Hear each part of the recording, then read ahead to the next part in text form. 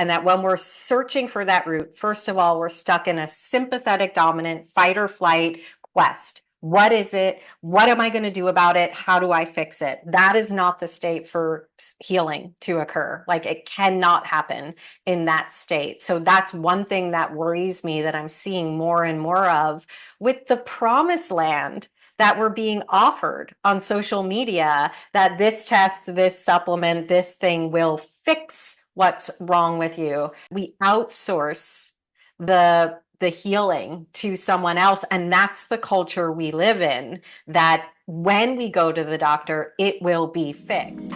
Welcome to the Health Fix podcast, where health junkies get their weekly fix of tips, tools, and techniques to have limitless energy, sharp minds, and fit physiques for life.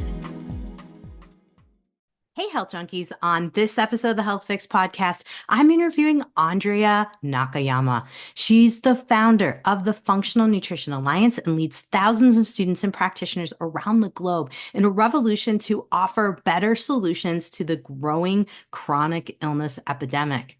What's unique about Andrea is that she's going back to basics when it comes to listening to a client's story and the nuances that could be at the root of the illness. And today we'll be talking about narrative medicine.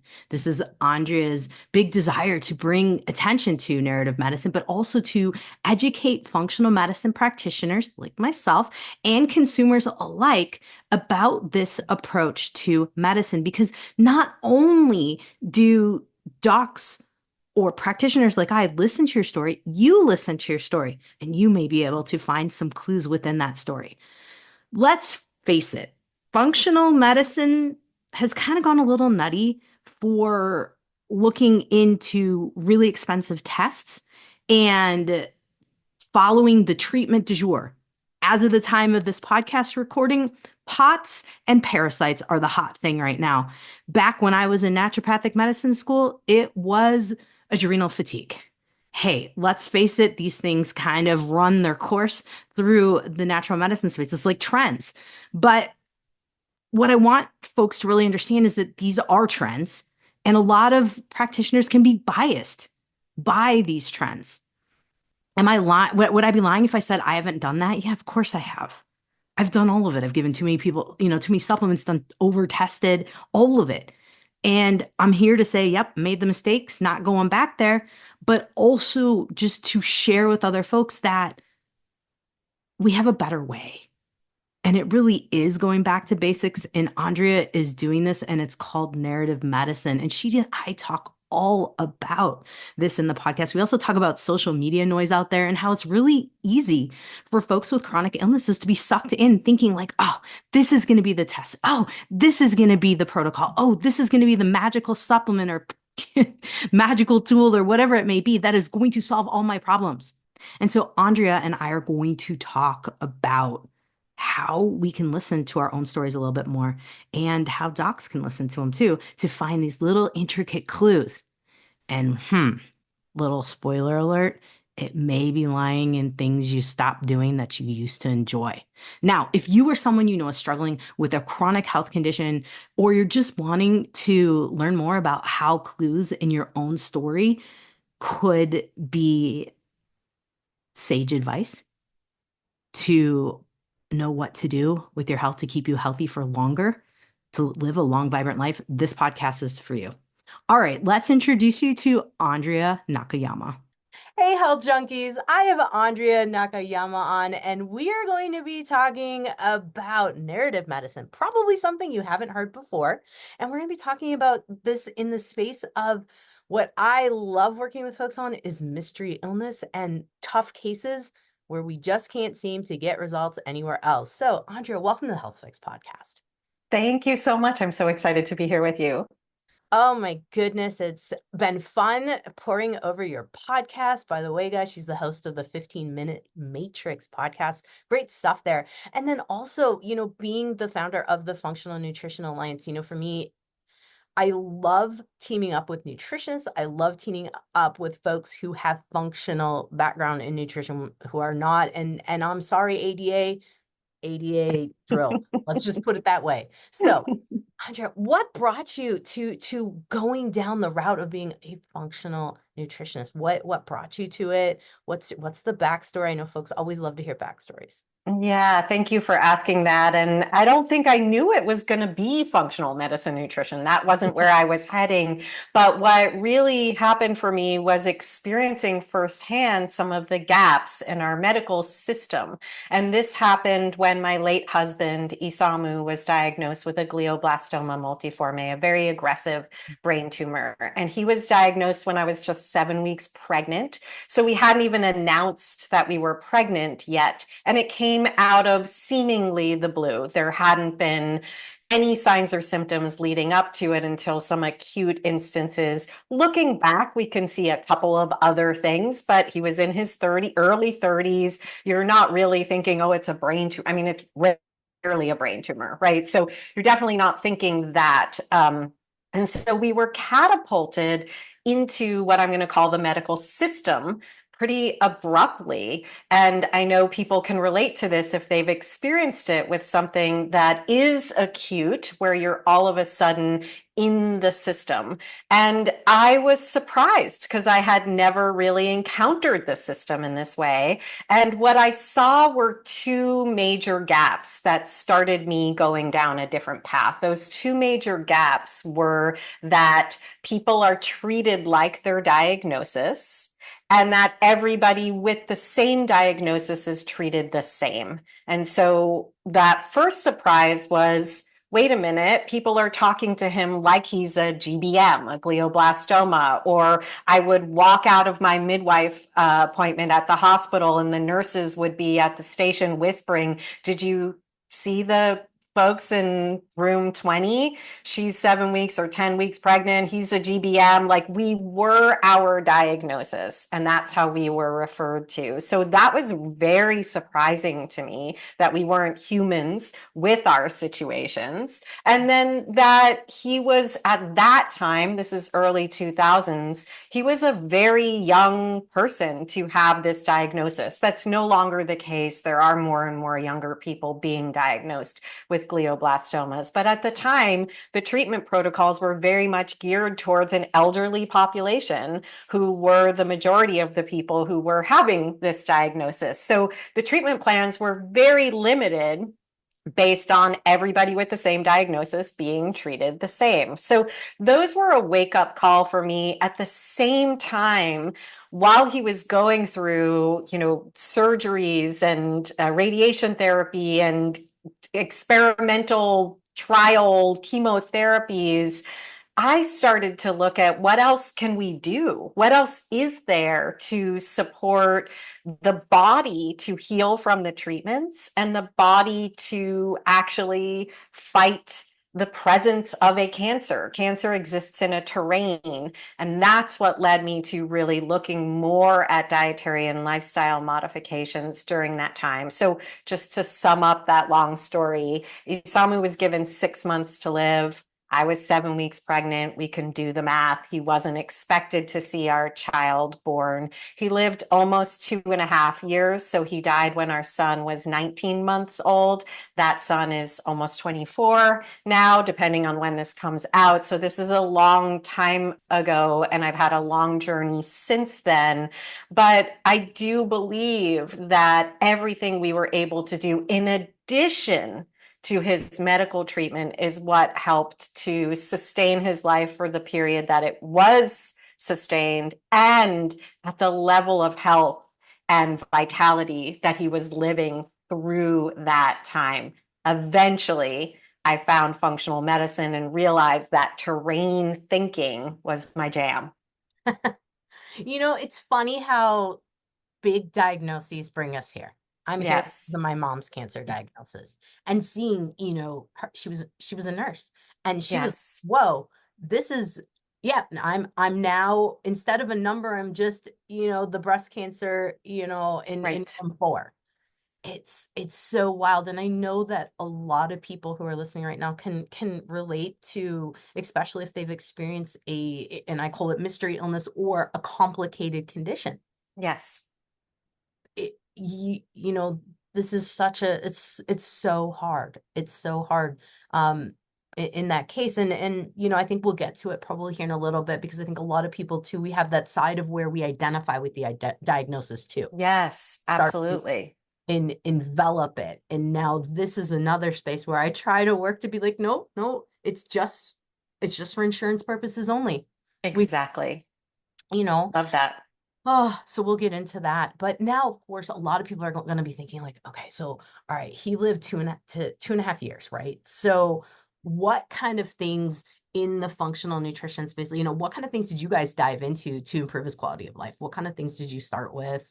Where did Yeah, well, I mean, it's interesting to look back because at that point I wasn't in the healthcare field. I loved to cook, but I have a whole different way of looking at what we did in Yeah. retrospect. At the time, I was thinking about what feeds cancer growth from a food perspective, from a lifestyle perspective. So, one of the first things we did was embrace more of an anti-inflammatory diet, bringing in more phytonutrients, lots of colors at the time, and I'm not saying I'm an advocate for this, we eliminated all meat from our diet except for fish. So we were pesca vegetarian, pesca vegan, actually. So we were trying to eliminate the inflammatory foods, particularly sugar. And Isamu had a real sweet tooth. So I started to really experiment with how do we live into feeding our sweet tooth without depriving ourselves, but also without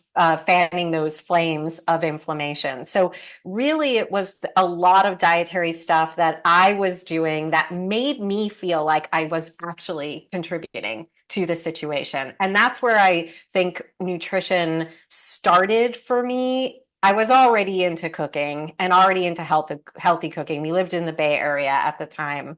But I think it gave me some feeling of empowerment. And that's where it really, really started to take off for me. And this is again, I didn't become a provider until after he passed. But for me, it was like, oh, I can be doing something every day, several times a day to support his body and my body. I was growing a baby, so I can support us through this activity. And that's where I started to research and look and see. Meanwhile, we were going to yoga. He was getting massages, acupuncture, doing qigong, all things that I think he wouldn't have been open to until that occurred. And, it even amplified when there was a recurrence. So there was the first part of like, okay, we're going to deal with this. And then when the cancer grew, it was like, okay, we're stepping this up even more. And so I think that's a situation people can relate to as well. Like you said, we think we outsource the healing to someone else. And that's the culture we live in, that when we go to the doctor, it will be fixed. And when we're in the mystery illness experience or we have a chronic condition, it has to be a yes and. And you don't realize that until you have to realize that. Yeah. It's it's so common. I mean, even in the naturopathic space, I have folks that'll come to me and like, okay, doc, fix me. Okay, doc, tell me what to do. And it's like, no, that's not how it works here. We're gonna team up and find out, what's going on. And one of I had mentioned before we hit record, and it was one of the podcasts I caught of yours where you were saying like, this kind of medicine is not for everyone. This is for folks who are seeing the gaps and going, I want to take control of this. Give us a little more background on that in terms of your experience with it, Yeah. so that folks can really get a sense of your experience versus mine, because they've probably heard mine like 400 times. Yeah, and like my sweet spot are people who are sick and not getting better. They've tried the things. They may be eating the elimination diet of any number of sorts that they've read about or tried or heard about, or their cousin uses, or whatever it is. And they get more and more and more restricted because they're trying to control an outcome and they don't understand the entire picture of what's going on. So for me, that was the initial experience with my late husband, Isamu, of seeing like those gaps in medicine. But then as I started to grow my practice after going to school, years of school, putting myself back through school as a single working mother at that point, I really started to see more and more people and hit those barriers because people were coming to me for more chronic issues and seeing where we're missing pieces of the puzzle. And that's where I started to realize, wait, this is a different chronic versus acute are different situations, but we're putting them through the same system of care. And there needs to be a different way of thinking about this. At the same time, I was struggling with my own health issues, which were ultimately diagnosed as Hashimoto's. And so I was experiencing signs and symptoms that I'm just going to say that there are a lot of tests and diagnoses du jour that come up at different times that people want to put on a situation that is unknown. It must be that, and you will relate to this in the naturopathic community, and I live in naturopathicville. It might be parasites, it might be SIBO, it might be adrenal fatigue, it might be that you need this test, you need this microbiome test, you need that. And then everything is looked at through the bias of that lens. So when I was struggling with my thyroid issues, it was before we know as much as we do now about Hashimoto's and the thyroid. And the diagnosis du jour was adrenal fatigue. And given my situation, that's what I kept coming up against when I was looking for health, but that was coming from the bias of everything must be versus what was happening for me. I'm going to say I come from a family, the genes are Energizer Bunny genes. I'm going to knock on wood that with all the stress I've been through, that my adrenals are okay. That wasn't my issue. My issue was my thyroid, and hormone issues can really be confusing in terms of how we actually see what is happening and what needs to be supported to come back to a functional range. So my story was searching, searching, searching, being gaslit with a small g. It's not major gaslighting like people often can go through in medicine, but I couldn't find an answer until I did my own research and actually went forward to a doctor to get the diagnosis, which is out of my scope, already knowing the diagnosis. I already knew what was wrong with me, but I needed somebody else to give it the label. And I was already doing the things I needed to do. So this is a situation I was finding repeated in my practice. People searching, questing, not figuring it out, thinking, oh, that's it. Oh, that's the root. Oh, it's this microbial infection. Oh, I have SIBO. When that's fixed, I'll be okay. And then no. And then no, all the supplements, all the diets, all the diagnoses, and I was seeing it over and over and over again. So for me, that was the situation, long story, of like how I was like, whoa, there needs to be a different way. It's where I've come to. It's where I've come to as well. I mean, have I given the multiple supplements? Yes. Have I tried to chase different, things? Yeah.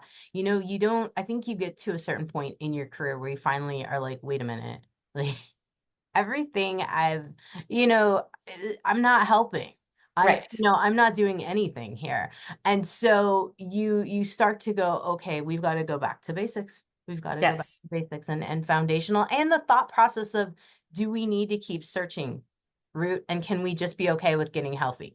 Correct. Yeah, absolutely. I think that comes back to what you were talking about with that over-identification with the diagnosis. And I think that over-identification happens from some belief, again, that outsourcing, that if I have that, it will be fixed. Yes. And then comes the disappointment. Wait a minute, I have that and it's not fixed, because it's actually a chronic recurring issue that our medical system does not know how to address. And so that's where I feel like that cycle really gets into play. And that when we're searching for that root, first of all, we're stuck in a sympathetic dominant fight or flight quest. What is it? What am I going to do about it? How do I fix it? That is not the state for healing to occur. Like it cannot happen in that state. So that's one thing that worries me that I'm seeing more and more of with the promised land that we're being offered on social media, that this test, this supplement, this thing will fix what's wrong with you. First of all, most of us are not broken. So, like, that's really important for us to embrace. And, like you're saying, oftentimes I call it the simplicity on the other side of complexity. When we can embrace some of the simple things with the understanding that a provider like you and I have of how that influences the complex terrain, that is really powerful, and it puts the onus back on the person to take it of themselves. And I'll just give a quick example. I for my book that I'm working on, I worked with a population of patients who had been everywhere, done everything, been to every naturopathic, functional, taken all the supplements, done all the tests, and really look at things with them through a different lens. And I love looking at serum labs. It's one of my like superpowers to read between the lines as opposed to all the functional labs that are expensive and not evidence-based necessarily and tell us clues, but not determinants. And I was working with somebody who was struggling with chronic fatigue. She was looking for the infection that was contributing to it, the family patterns, all of the things. I look at her serum labs and I'm like, are you hydrating enough? I'm looking at your red blood cells and I see a pattern of dehydration. And she was just like, what? And I was like, do you hydrate? And she was like, no, I'm horrible at hydration.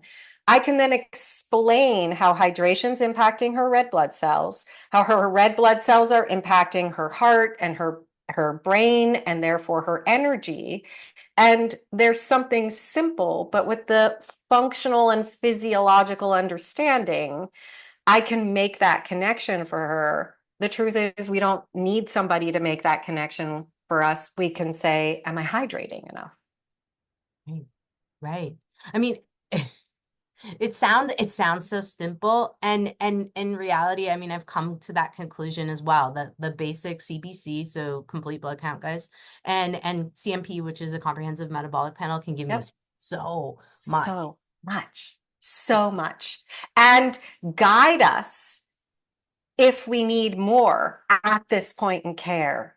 Yeah. Right? Like I only want to test if I need more at this point in care. When people are testing for metals and toxicities, like I want to know, are you sleeping? Are you pooping? And is your blood sugar balanced? Because yeah, you're going to keep retoxing if you're not pooping. Like that information about those toxins is going to be present if I don't do the investigation to see, are you pooping? What's your poop like? Are there things we can do to shift your poop? Meanwhile, we're shifting the microbiome as we do that. We're shifting the inflammatory cascade. Poop, just what's in the toilet, not what's in a GI map, tells us so much.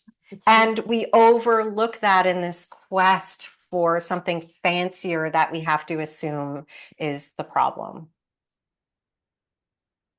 Amen, sister. That's all I can say. Like, yeah, yes, I mean, it's where I'm at. It's where I'm at with a lot of these things. And, I love geeking out on tests, and I definitely, it's not that I don't Yeah, run, but boy, same. everyone in my office is gonna be like, why are we doing a CBC and a CMP? I want to do and it's like, no. We have to know. We have to know the basics before we move on, because I've made the mistakes, and likely you have. Totally. You're in this space because you have too, and you're like, oh my gosh, the headaches. If I just would have really paid attention to the sodium, potassium, and chloride, and Yes, exactly. you're like, ah, it's Exactly. it's those things. So one of the things that I want to get into, because I could easily go on labs for hours and hours, is the concept of narrative medicine, because I'm pretty sure that most folks, I know I haven't talked about it at all. Yes. And it's a concept that I think is really important when we're looking at the paradigm of what is really health.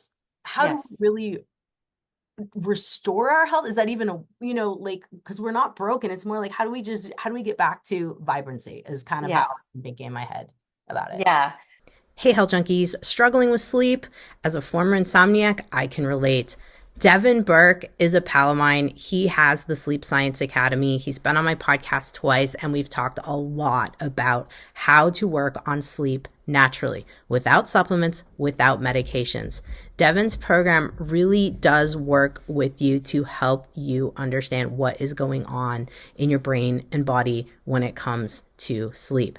And as a listener of the Health Fix podcast, he's given us a code for 10% off of his program, DRJ10. So if you're interested, use that. I highly recommend his program.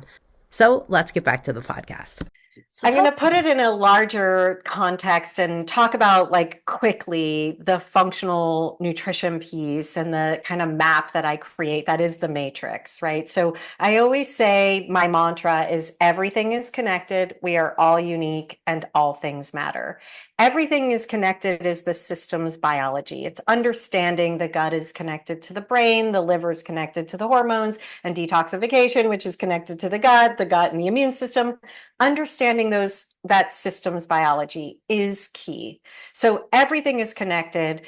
All things matter are the things we're talking about: the hydration, the stress and resilience, the relationships and networks, the nutrition, the exercise, the movement. That's the skill part of my matrix. The physiology is the soup part. Everything's connected, like in a soup. Then there's the story. And in functional medicine, we think of the story as the ATMs, the antecedents, the triggers, and the mediators. But what I kept seeing as we moved through this path that you and I are talking about, where everything got fixated on what's wrong with the body and what's the protocol for that thing that's wrong with the body, that we were missing the story that has a place in functional medicine, but was getting subverted by this sexier seeming solution and protocol thinking. And so I went on a quest for, where's the story in medicine? Where does it exist? And I went through many different things to kind of anchor on the story that actually the data doesn't exist in isolation. It has a story to it. And I already knew about Columbia University's narrative medicine program. It's like very young. It's in its 20s. And it started by a doctor named Dr. Rita Sharon. And it really is a pedagogical practice, meaning it is a practice primarily for clinicians, physicians, who are looking to practice a little bit more of this understanding of the patient as opposed to bypassing it. It is a small pedagogical practice. What I'm going to say that I am doing with this practice is taking this practice of active listening, which is what it is, active listening, who are you, and trying to put it into the hands of the patient. How do we do some active listening with ourselves?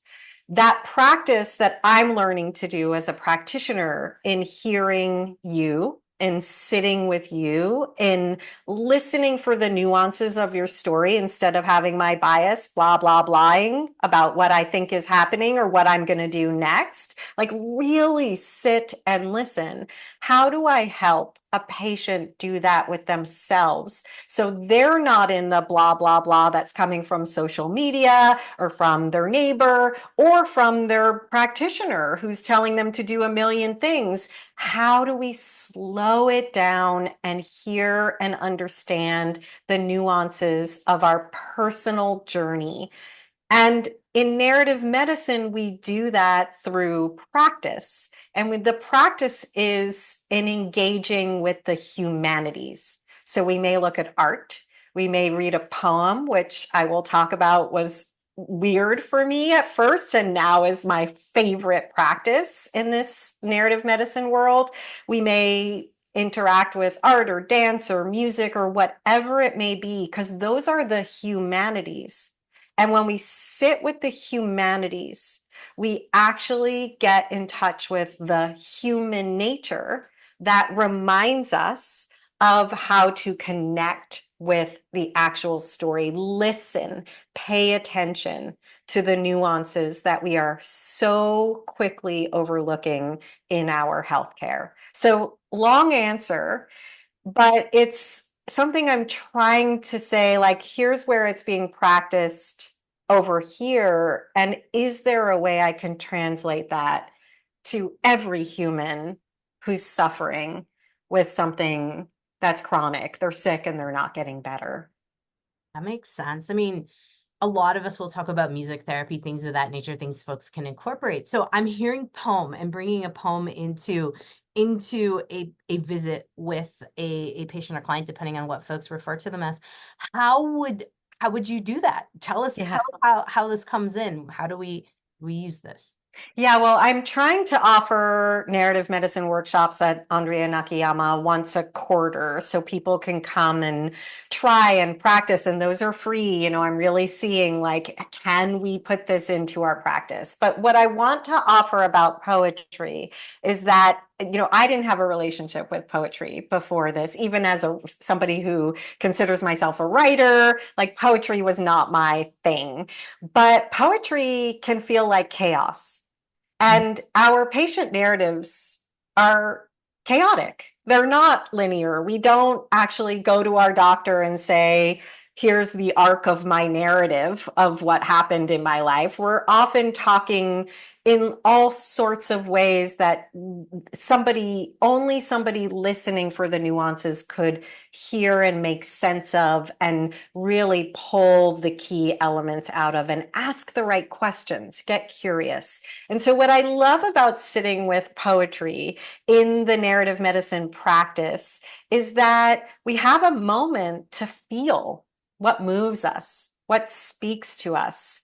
How does that make us feel? And then I offer a prompt that people write for 5 minutes off the bat. And the prompt might be related to the poem in some way, but it's a jumping off point. And we start to tell stories that we may not have had access to that remind us of ourselves. So for me, narrative medicine is a practice of self-empathy when we're using it in the way I'm talking about. And it's also the sweetest little mirror in the corner of our universe that reminds us, oh, wow, me. Oh, that's me. Wow, I didn't know that story was in me.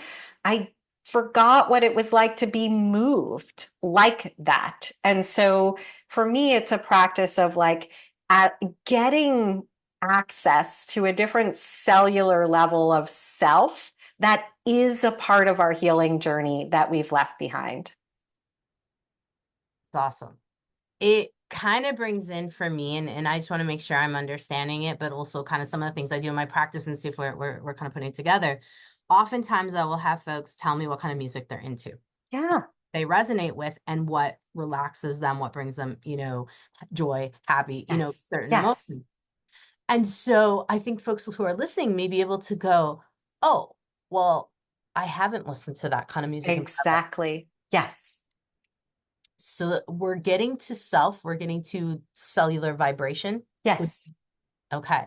Okay. Yes. And it may be through a form you're not comfortable with if you're coming into a setting. And then in what you're offering, it's what you are comfortable with and feeling it. I'm just going to give an example. I used to dance. When I lived in the Bay Area, I danced Afro-Brazilian, like, pretty hardcore. When Isamu got sick and I was pregnant and I had a baby and we moved, I stopped dancing. And recently I saw a friend in New York who I used to dance with, and she lives in New York now. And she said, have you been dancing? And I was like, no, but I've been meaning to get back to it. So I came back home and I was like, okay, I can't dance like I used to. Is there some form of dance that I can do? And I looked around and I found a dance studio that looked really inclusive and, like, just like a good time, but a dance class. I started going and I was elated. Now, if I work out in the evenings, any kind of workout, like do a bar class or do something that's more hardcore cardio, that disrupts my sleep. The dance class totally helps me to sleep incredibly well. And I think it's because it's not just the movement. I have joy when I am moving in that class. Everything else falls away. I am not in a workout class where I'm just exercising my heart rate and thinking, when's this going to end? I am like, smile on my face. It is like 60 people, like a dance party, but I am following choreography. My brain's working, my body's working. I have so much fun, and it's making such a difference in my sleep, even though I'm doing that class in the evening. So it's those kinds of things where, like you're saying, you tap into what gives you joy. How does that become a non-negotiable? Yeah, I don't drink coffee, or I don't eat gluten, and I go to sleep by 10 p.m. Those are non-negotiables. But so is listening to my favorite song, or going to dance class, or making sure I take a walk and listen to the birds. Or I have a friend who swims with the dolphins in Hawaii every day. Non-negotiable, right? So how do we know our non-negotiables, ours, beyond the to-dos that we think are about keeping us healthy?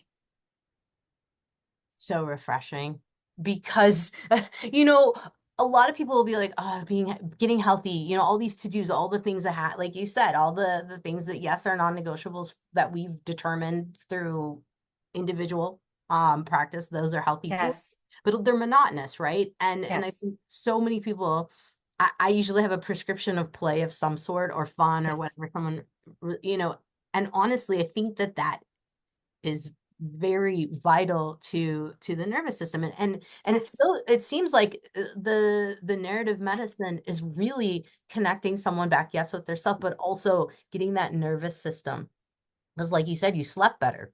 Yes. Yeah. I mean, the things that we can do that have been left out of the equation, watching the sunrise can help with your blood sugar through the day. Like, there is research around this, and yet we're taking supplements, we're eating low carb. Sure. Like, I'm not against any of the things that I am talking about that I think get thought of as a protocol. Like, there's a time and a place for all the interventions. My concern is that we've left some on the table that are actually the most joyful, the most playful, the most resonant, and give us life, as opposed to, I am following this protocol. And then, like, also, just when we're following those protocols, how dependent we become on them versus having some of that wiggle room that allows us to live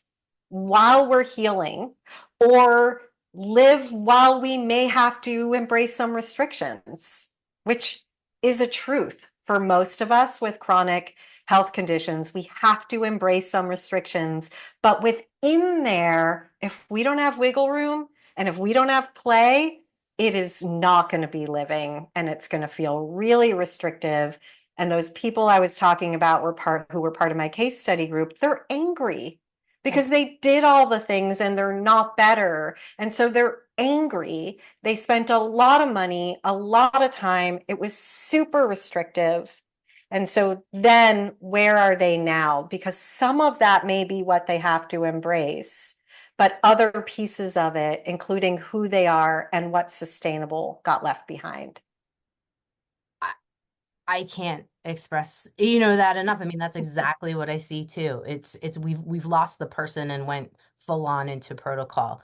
And one of the things that strikes me about narrative medicine and the concept of it is really that I think a lot of folks who end up with chronic illness or a mystery illness, they lose some of the function of the things that they used to do, or the things that they Totally. love to do. And so going into an exploration of what can you do that brings you Yes. joy is very interesting to me. Give us some examples of some of your tougher cases where, say, maybe someone couldn't dance anymore. How Yes. how do we help them, and how do we help folks who are listening right now discover something using their own narrative?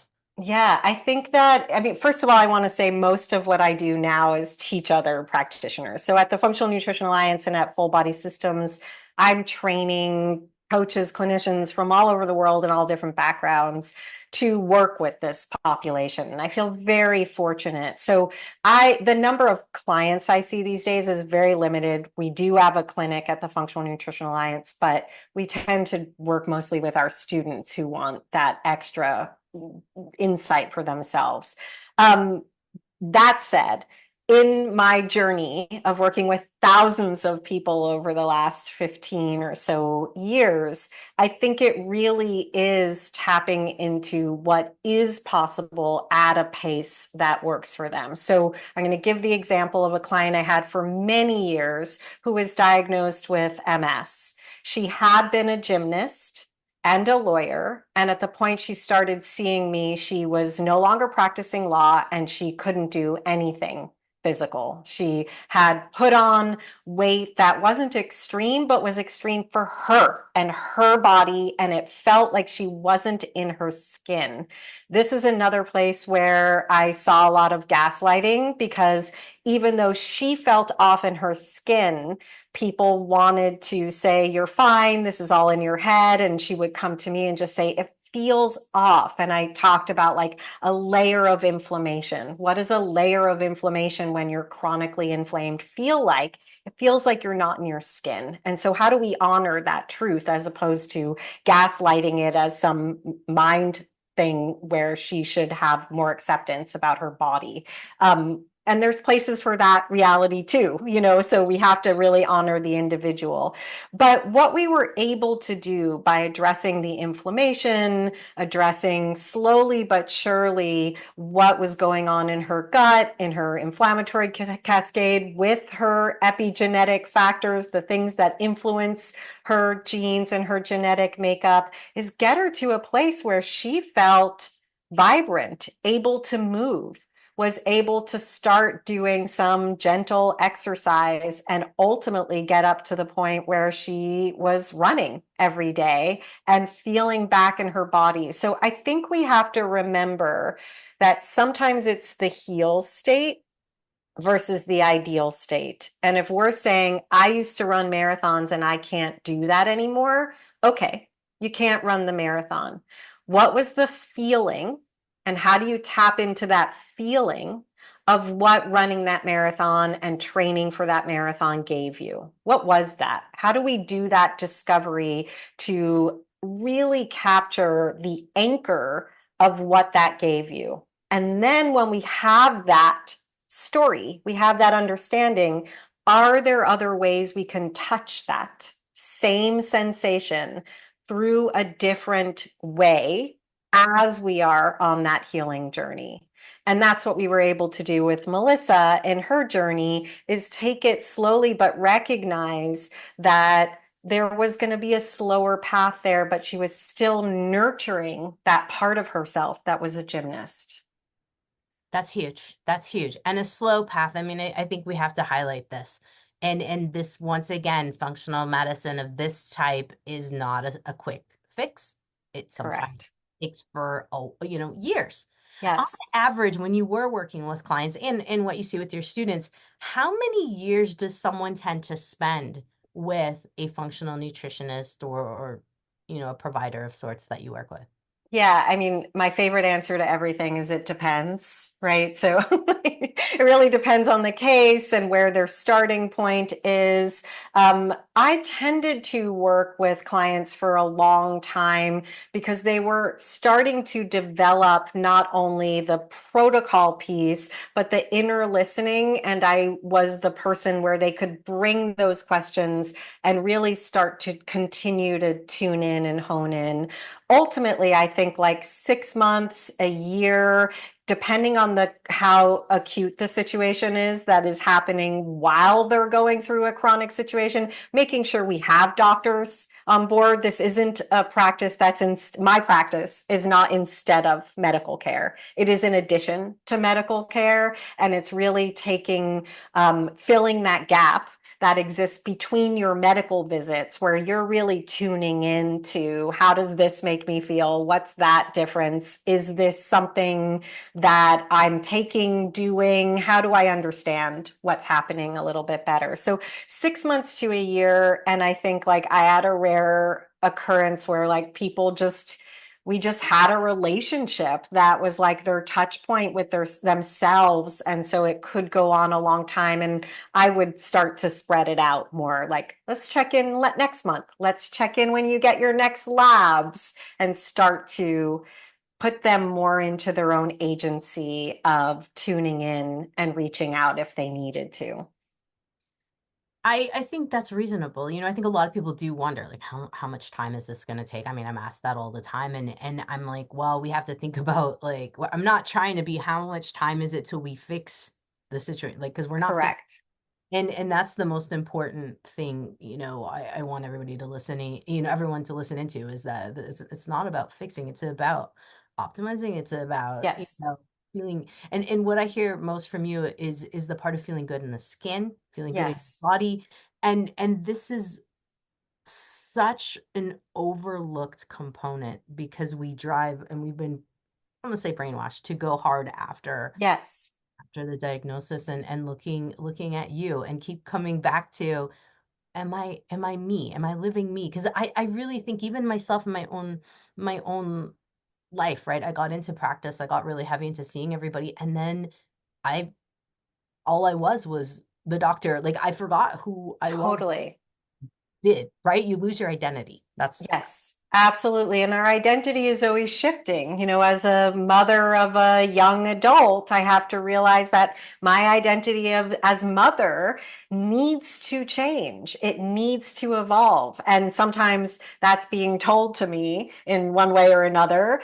And I have to embrace and support that evolution of self, right? So we're always changing and evolving. And I think, one of the important things about functional nutrition for me is that we're in the soil, that we're looking at all the factors that nourish the roots. And to me, with chronic conditions, there are always three roots, and that the diagnosis is the branch, it's the expression of what's happening.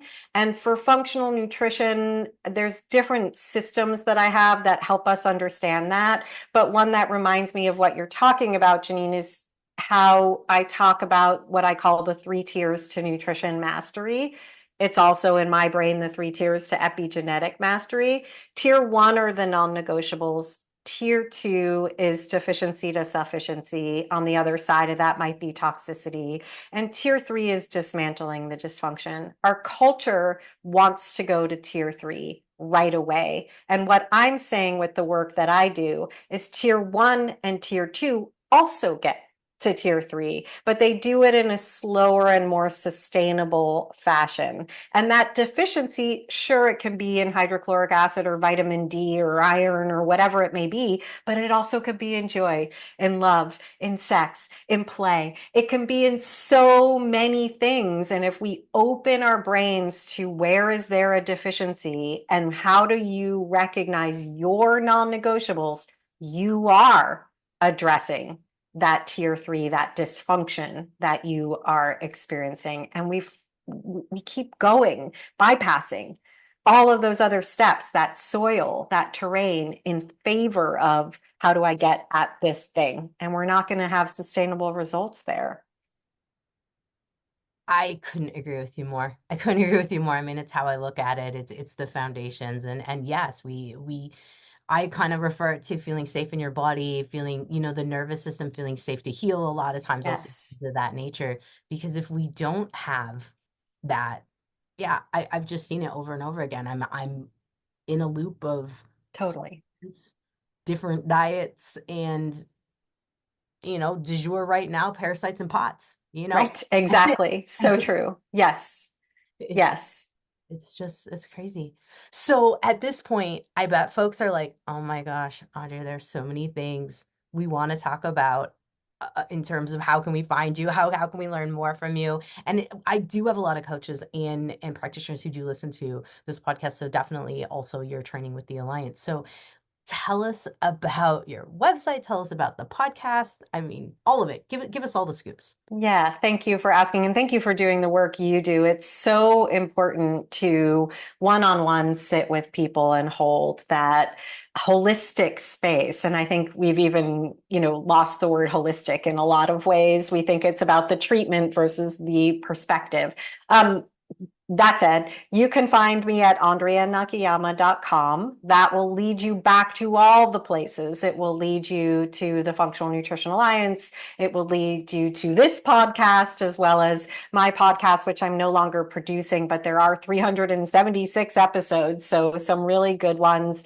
And if you're signed up on my newsletter, you'll learn more about those workshops where I'm inviting people to practice narrative medicine. A lot of the writing that I'm doing there, I have a narrative medicine newsletter that goes out once a month where I have a guest respond to a prompt. So there's a lot happening that's narrative medicine meets functional medicine over at andreanakayama.com. Gosh, thank you so much for opening our minds to a different view when it comes to health, chronic illness, mystery illness, all the things. I love it. Thank you. Thank you. Thank you so much.